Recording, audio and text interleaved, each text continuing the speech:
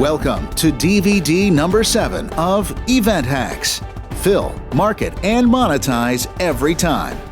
In this highly valuable session, Dan Kennedy covers the mission-critical area known as monetization.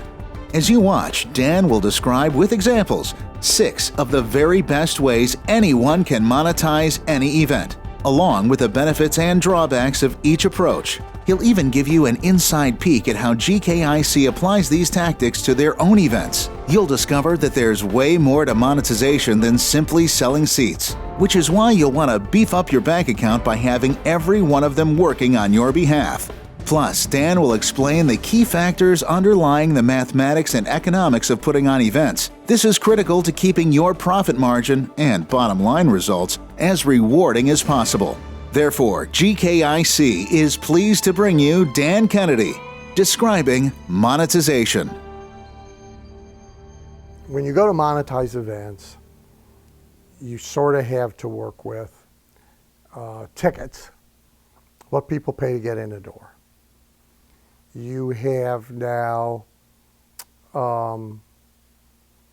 tiered or optional Orwellian, all creatures are equal, but some are more equal than others. The sort of Disney approach. You can have the Express Pass, you can have the Express Pass, you can have the private guide, you can have the super private guide, etc. So you have those kinds of event add-ons. You have your own goods and services to be sold. You have other people's goods and services to be sold. And a monetization that has to be factored in but usually isn't is not really harvested right then and there, but what effect does attending the event have on retention, subsequent ascension, or referrals. And last, you have sponsor and exhibitor money. So now if I don't forget them. So the first is the ticket price, which often people obsess over, but there's how much do you pay to get in the door? And monetization of that is all about complex price strategy. So for example, you can usually eke out more money with a 2-day event and a 1-day optional bonus event than a 3-day event. That's a price strategy, because you can price the bonus day substantially higher than 1/3 of the 3-day event. If you're good, 50% to 70% will buy the bonus day. If you do a pre-day, so that's all price strategy, right? Whether you use 7s or 9s, whether you charge extra for installment pay, on and on and on. So there's a whole issue of price strategy about that registration fee. And you are ultimately trying to decide where's the sweet spot that gets the most number of people, but does not buy quantity at the expense of price and profit margin. Then second are all the at-event add-ons. Do we sell a souvenir program? So when the big success events were a client of mine and that I was also speaking at, one of the things that we invented for additional revenue was the souvenir program. Big, thick article by every speaker, some worksheets by every speaker, pictures, etc., that was sold by people standing at the door as people walked in, much like if you go to the circus or you go to a sporting event. And we added about $50,000 per event in net profit from that thing alone. Then we sold advertising in it, and now it became an even bigger profit center. VIP lunches, dinners, breakfasts, backstage access pass, The Blanchard money events years ago, they were attended, if it was attended by 5,000, they would sell 100 green room passes. So the speakers, the attendees could all hang out backstage and they could hang out in the green rooms with the speakers. And they sold those for big money. There's VIP seating.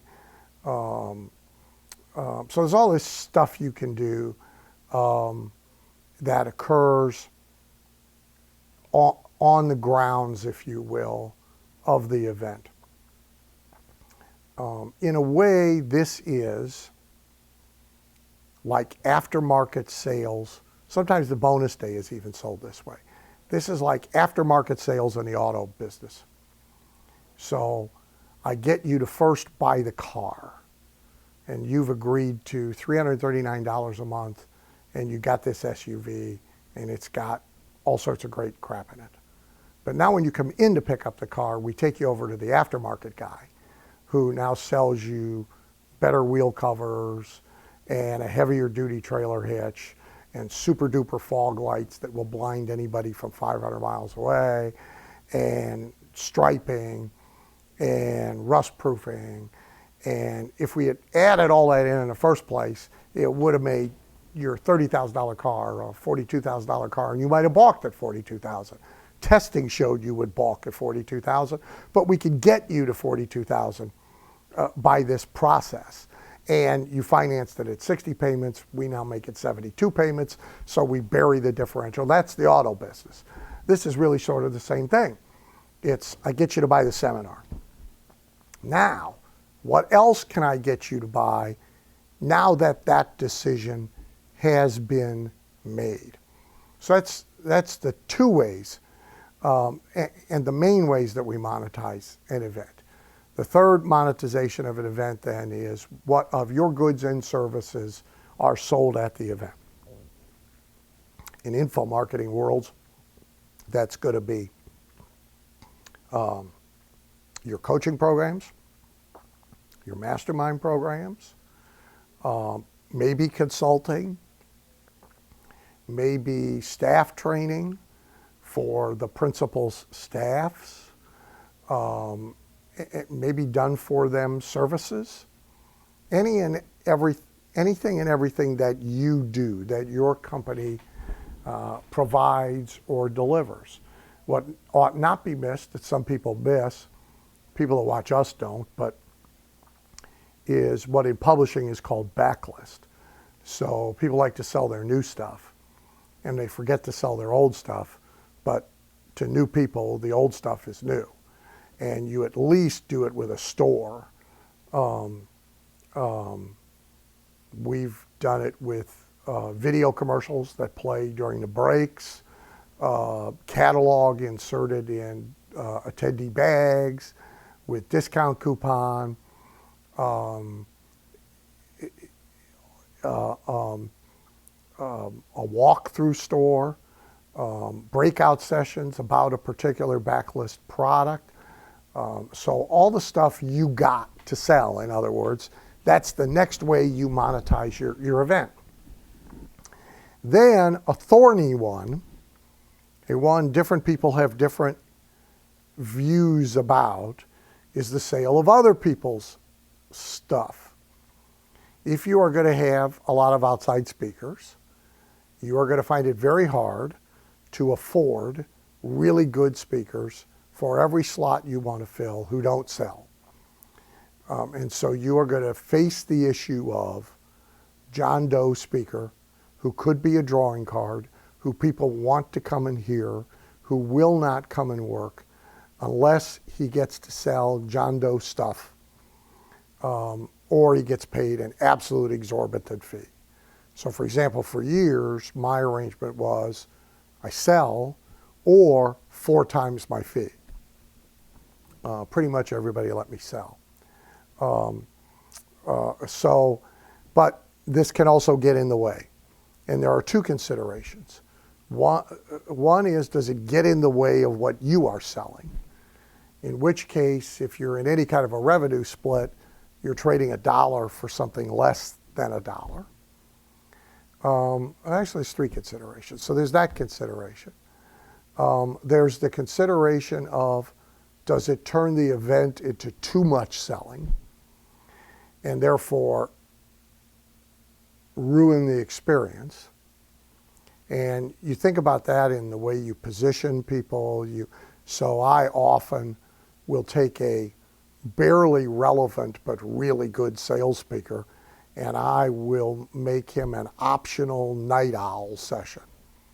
We've used Ron LeGrand as a real estate investment specialist this way 5-6 times over the years, both at GKIC events and at niche events like for dentists, where you're only going to that event at 10 o'clock at night for an hour and a half, and you know what you're going for. And so if you don't want that pitch, go to the bar, right? But as a revenue producer, it's significant. So you have to sort through, and then the third consideration is, what do they do with the customer after they have them? Because everything they do still flushes back uphill towards you if it is not good, if it is not ethical, if it interferes now with your business. So if they're selling resources at your event, but their main business is selling coaching, and your main back end is coaching, the fact that they didn't sell coaching at your event really doesn't mitigate the damage that they're going to do as soon as they've delivered the thing they did sell at your event. So there's a lot of monetization there, but it's thorny and tricky and has to be thought through. And then, if I remember my list right, the last one is sponsor and exhibitor money.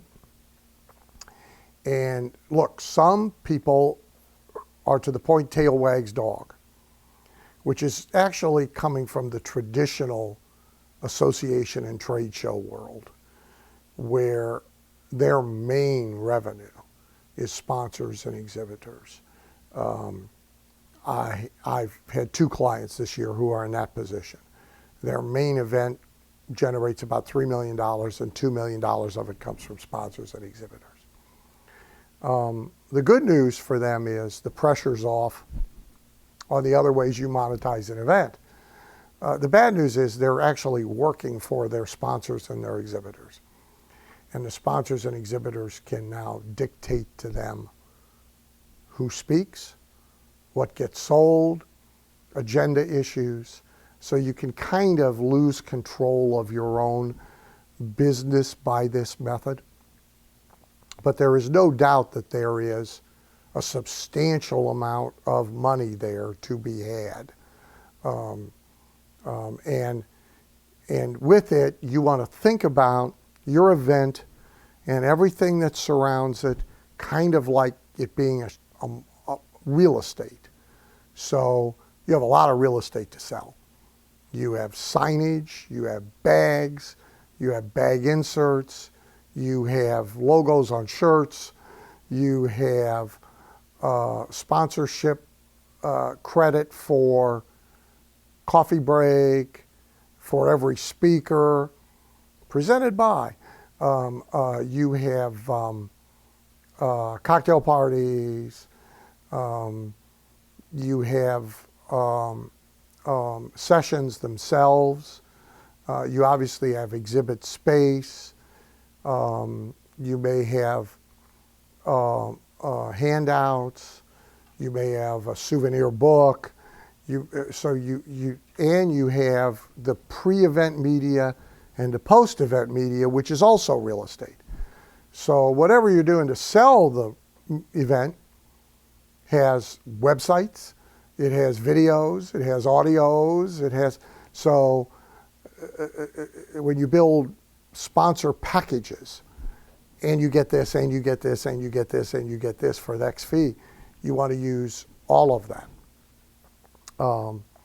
A nifty little piece of media is the audio CD or the DVD that gets sent out in advance of the event with interviews of sponsors and exhibitors on it, but it's either in the highest level sponsor packages or it's sold a la carte as an extra. So you get a stick gift, something to send out to keep people warm about coming to the event. you get all the content for free. You actually get sending it out subsidized, plus you get paid to do it. The best sponsor and exhibitor related money makes costs you would incur anyway go away, and ideally turns expenses into profit centers. That's kind of the utopia. Those are the 5 ways you monetize an event. The 6th, the last, is the whole issue of productization, which is, do you take the event and box it and sell it to people who weren't there? Do you sell it by live stream to people who aren't there? Do you repurpose it after the fact and you don't box it as a whole, but you take pieces of it and turn it into products, paid webcasts, whatever? There can be a lot of money there. This used to be done routinely. A lot of info marketers have backed away from it because of all the piracy. A productized $5,000 event becomes a $50 box on eBay, and now damages your relationship with everybody you paid to come to the event and your opportunity to sell the next event. So some info marketers have walked away from this revenue source. At one time, we used it. We migrated from it to repurposing content, taking the event, taking pieces of it, cutting it up, turning them in to separate standalone products. In many cases, married to other content that was not part of the event. The streaming issue is also complicated, and would be a long answer in and of itself, but it is a way people are monetizing the event, not by monetizing the event. Loss protection with events starts with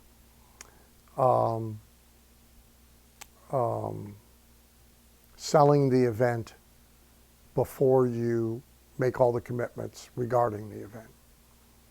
So when you have an opportunity to sell the next event at an event without having completely planned the event that's going to occur 6 months or a year later, maybe you haven't booked a hotel for it, maybe you haven't booked all the speakers, etc. Your loss protection is how many people who are already here did we sign up for the next one? I've always loved that position where we are starting at a floor. We know we got 38 people. We know they're each paying $4,000. Okay, that's before we do any selling. When you can't do that, sort of your next best protection is your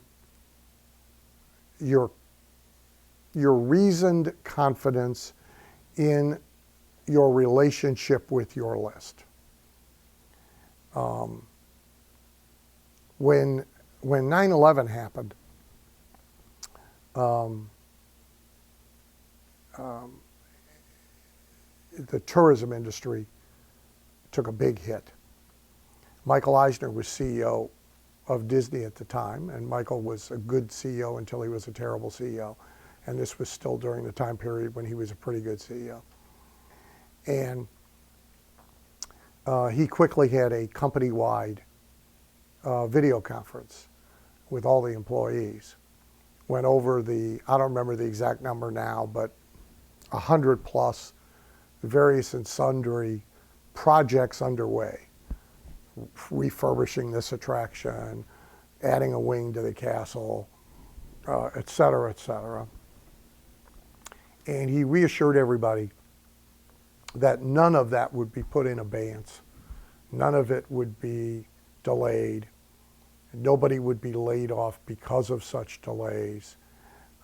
Because, he said, quote, unlike almost everybody else in our industry, we can trust our customers. And he was right. Disney suffered a shorter slump than anybody else, and and not as deep a slump, less than 20% of revenues at its peak, where almost everybody else was down 50%, 60%, and for a longer period of time. So to the degree that you can trust your customers, that's really your second loss protection. It's certainly not as good as a file folder full of registration forms that you walked out of an event with. But I know, for example, personally, that I can put on an event about anything with a price as high as $2,000, and I can be certain of 100.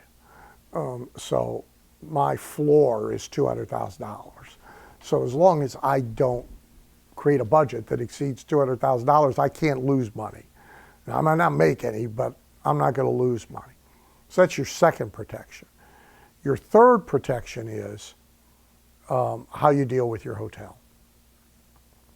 So hotel relationships are a science and an art unto themselves.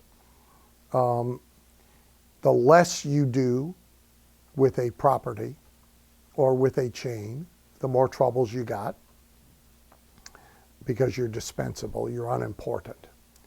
And the less you know.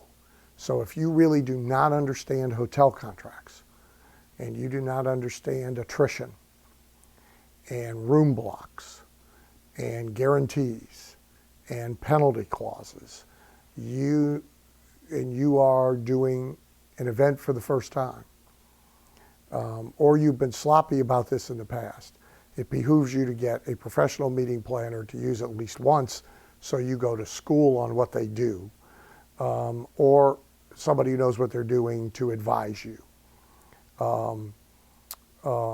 In a mastermind group for info marketers like my Titanium or Platinum group, obviously people share these experiences, they share their correspondence, they share their contracts, they share their problems. So that's one environment where if you have an opportunity to be in that kind of group, you can get some help.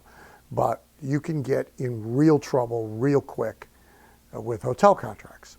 Most attrition clauses, for example, you are on the hook not just for the room block, but for what people in those rooms would have spent in the bar, the restaurant, and the gift shop. And so if you look at your risk as, oh, I'm obligated for 500 rooms, and the room rate is $100 a night. No, you're not. You're obligated for more than $100 a night.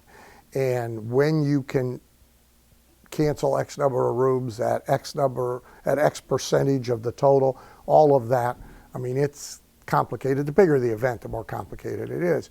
When you're doing a relatively small event, you have less options, but you get to deal with smaller properties where you also have more leverage.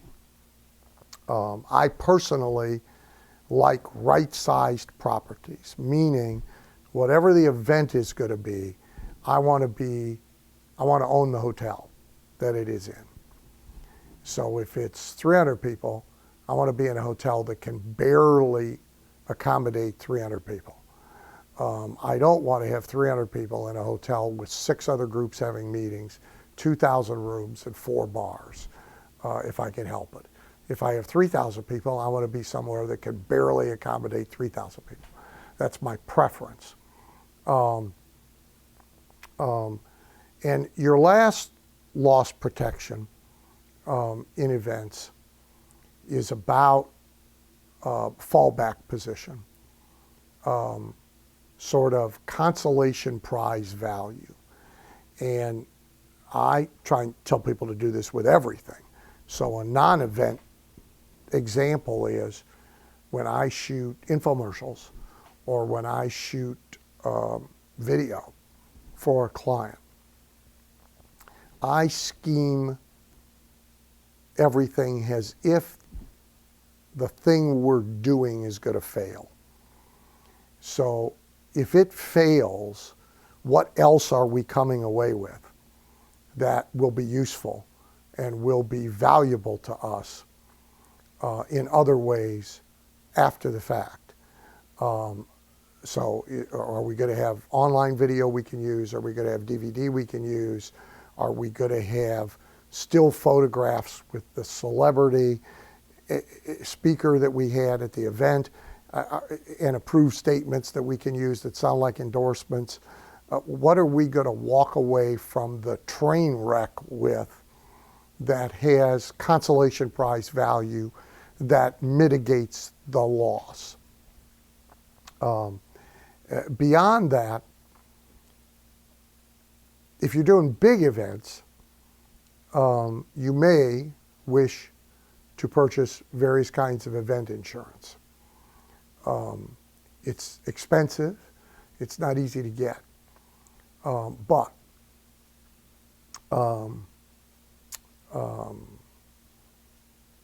there are issues like terrorist attacks, monsoons, tidal waves, hurricanes. And so if you had an event in Florida during this most recent, as I'm taping this, the whole hurricane thing, I assure you nobody's coming. The success events that I spoke on for many years and had as a client, he literally got nearly wiped out because we had a Thursday and a Tuesday immediately following 9/11 located in New York and in New Jersey. And the celebrity of celebrity speakers was Bill Clinton, who promptly canceled for security reasons. There was a run on the bank, meaning almost everybody that had a ticket wanted a refund. Other speakers didn't want to be there. However, the venues, the convention centers, would not vacate a contract. The overhead for that event, venues, AV crew, it's like putting on a rock concert. And all the marketing that went into it was about $1 million a city. So he had a $2 million loss plus refunding millions of dollars worth of tickets, all happening because of an event you could not control and you could not predict. There's no way to prevent those losses other than to insure against them. But if you're going to do events, you do need to understand it. GKIC members, long-term members, will recall being at the super conference that I spoke at 3 days after my big harness racing accident. And there's video, I think. It's not pretty. I had 3 compound fractures in my back, one all the way across. I was basically crippled. And had taken painkillers that, even though I stopped as soon as I realized the problem, their chief side effect is extreme constipation, paralysis literally of the bowel. So this is getting bigger and bigger with each passing moment. And the back brace now, the pressure on the back, I mean, it's not pretty. And the correct thing to do, of course, is to stay home. The medical opinion is do not get on an airplane under any circumstances. However, there's 800 people coming who've paid $1,500 to $2,500 a piece to come. And our people are pretty good, but there's going to be refunds. And there's going to be, more important, there's going to be a level of grumpy disappointment that now will affect all the other monetization. And we're going to go from a profit to a big loss. And if you're going to be in the event business and you're the event, there's a great saying that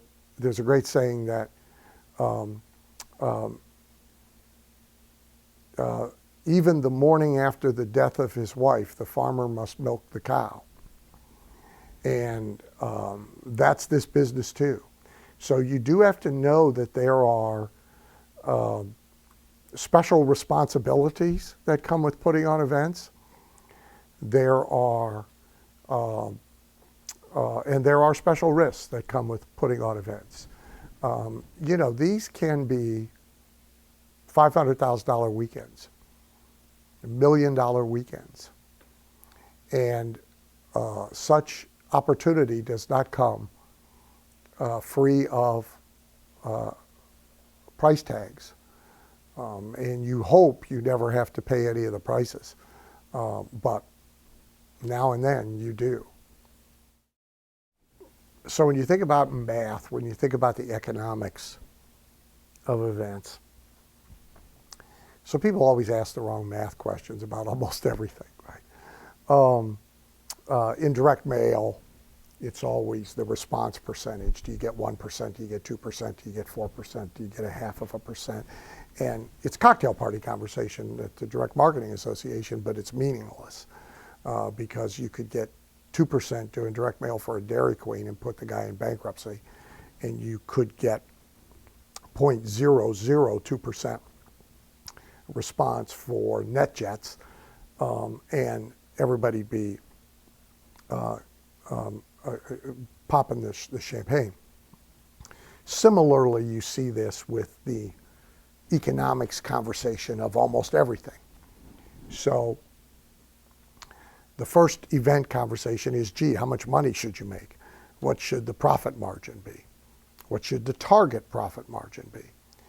And in some cases, the answer is 0 or less than 0, purely from registration and add-ons from the first two kinds of monetization, because your back-end business, what it is that you're going to sell there, the lifetime value of the customer that is acquired by the event, those numbers are so great that the event should deliberately be run at a loss in order to do all the marketing possible to put as many of the right people in the seats as possible. So it's not a simple answer.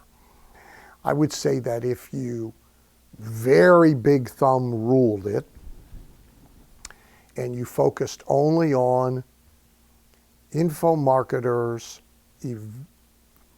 major events, their annual conference, their big boot camps, their big seminars that are intended to make a profit, I would say that the average is about 50% of gross up until 3 years ago. And the average now is probably about 30% of gross. Where your margin goes way up is with the boutique event sold with very little marketing cost to your own customers. So if you look at, and often the boutique event can be sold at a higher price than the big event. So if you look, for example, at the profit margin of the mid-year Dan-only event, which is sold only to GKIC members and only by lead generation in GKIC media, people have to raise their hands to get the sales material. It's never mailed to everybody. It's never even emailed to everybody. It's never put up on the web. It's never inserted in a newsletter. Only lead generation mentions cause Mary Smith to raise her hand and say, I'm interested in attending that thing. Send me the sales material. 200 and some odd people there, no more than 500 leads dealt with in order to produce the 200 year in and year out. So the cost of sale is very low. The cost of putting on the event is very low because it's 90% one speaker. And the price is very high because it's highly specialized content. So if you look at the profit margin on that event versus the profit margin on, say, a super conference, where we're trying to get as many people as we possibly can there, it's priced much lower for that reason. It's a much more expensive event to put on. It takes much more hotel space. There's more frills. There's diamond lounge. There's cocktail party. There's diamond reception. There's, on and on and on and on. The profit margin on a super conference is much lower, but they serve two different purposes. The boutique event is about making money and really catering to lifers who, if they don't get really advanced material, might leave.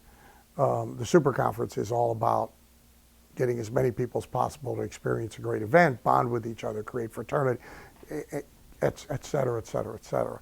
So profit margins are greatly affected by the purposes for which we are doing an event in the first place.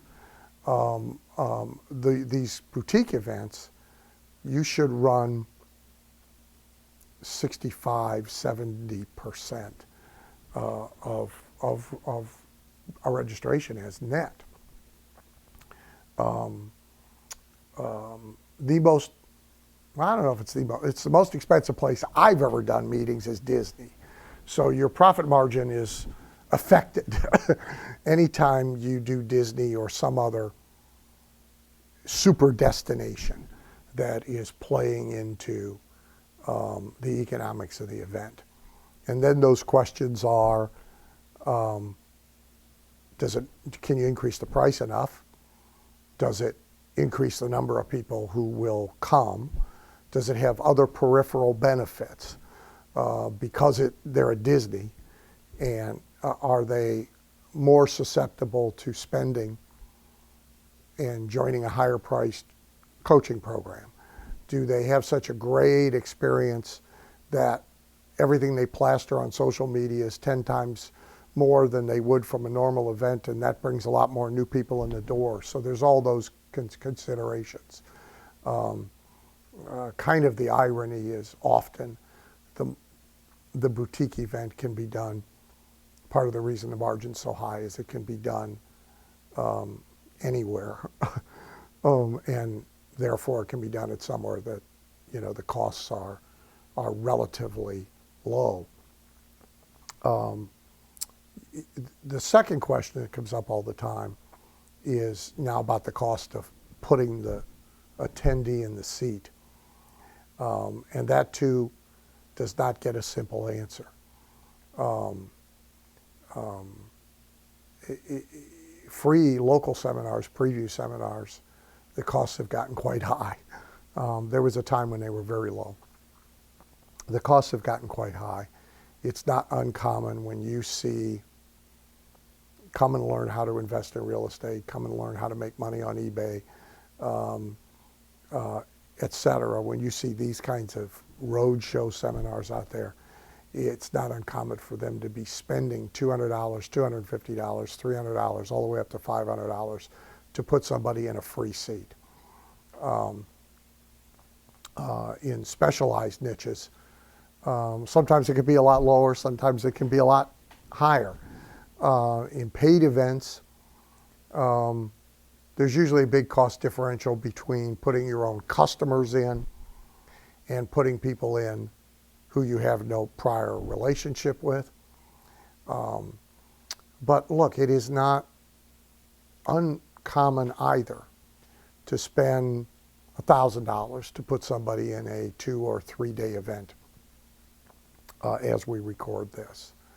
And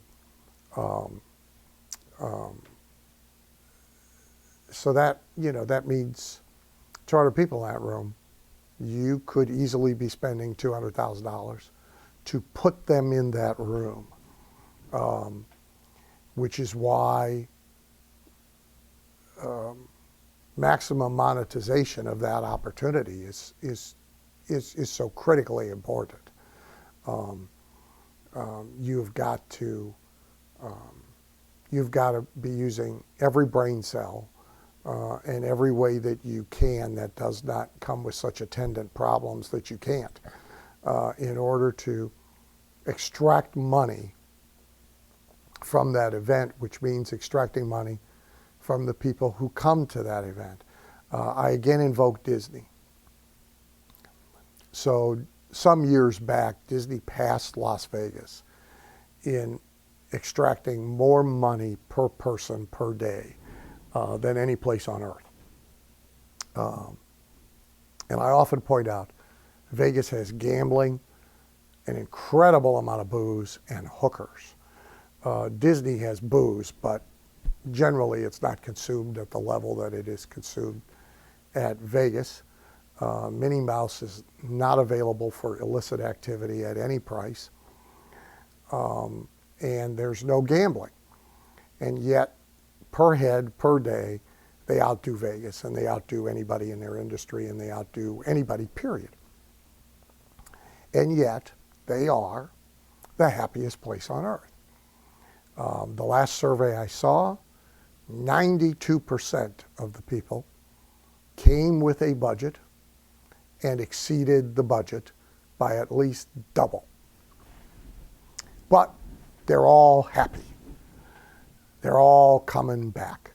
That's our goal. So our goal in the event business is to be Disney, is to take every penny and more, is to get as much money as can possibly be gotten from everybody who is there, including more than they planned to spend, and more than they budgeted, and more than they promised their spouse they would spend. And yet, have them be happy, and in most of our environments, have the value that they get and take with them exceed the high amount of money that we are able to take from them. And that's the event planning goal. There are unreasonable emotional fears about all this that get in the way, by the way. So a lot of event hosts, info marketers, come to this with an idea that since people are paying to be here, particularly if they're paying a lot of money to be here, they will resent being sold at every turn, being monetized, and it really is abuse. So Disney gives away nothing, and you are monetized at every turn, somewhat ruthlessly, given that you are there with children.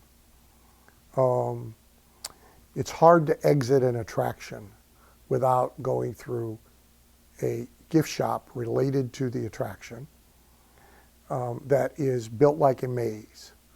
The Vegas and Disney comparisons are many, by the way, and one of them is this design feature. So a casino floor is designed so that there's no straight path to anything. An entrance, an exit, a bathroom, etc. You must go through a maze to get there, passing slot machines and gambling at every turn. The exit from a Disney attraction through a store is built just like a casino maze. There is no straight path. And from the moment you walk in to the moment you walk out, you can't turn 360 degrees in any direction and not have opportunities to spend money. And yet again, nobody's mad at them.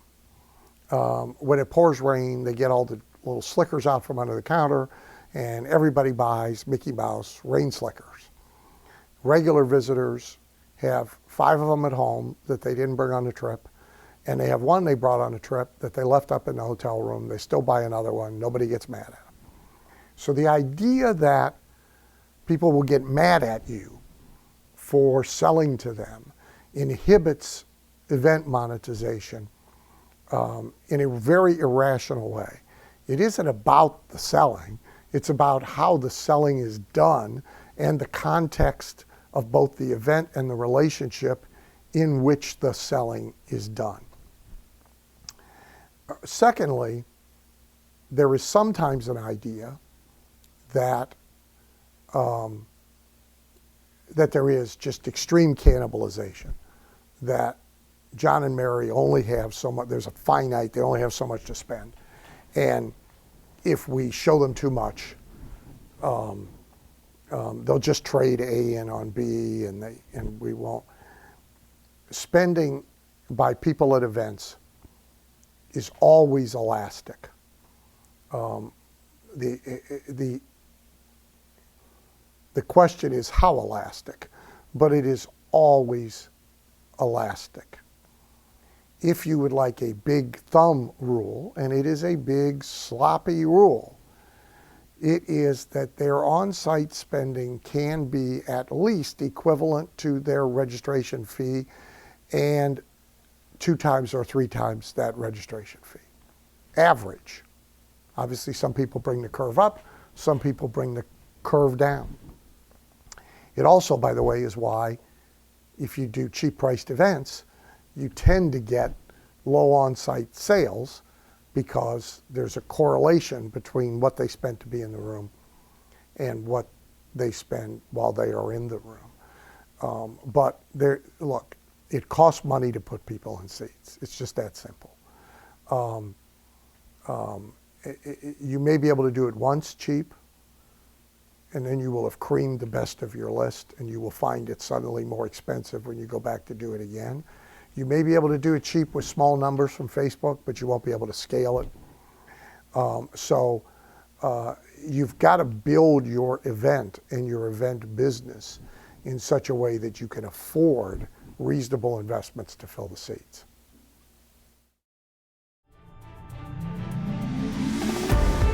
By now, you should have a clear picture of the different ways to generate significant revenues from an event. Make sure you consider each and every one for your next event. We've covered a lot in the previous sessions, but we're not done. Session 8 reveals Dan's projections on what the future holds for the event business in terms of technology, social and demographic trends, and how all these different influences affect the way we'll be running our businesses all around the world. Definitely do not miss this one. Thank you once again for listening to this GKIC program.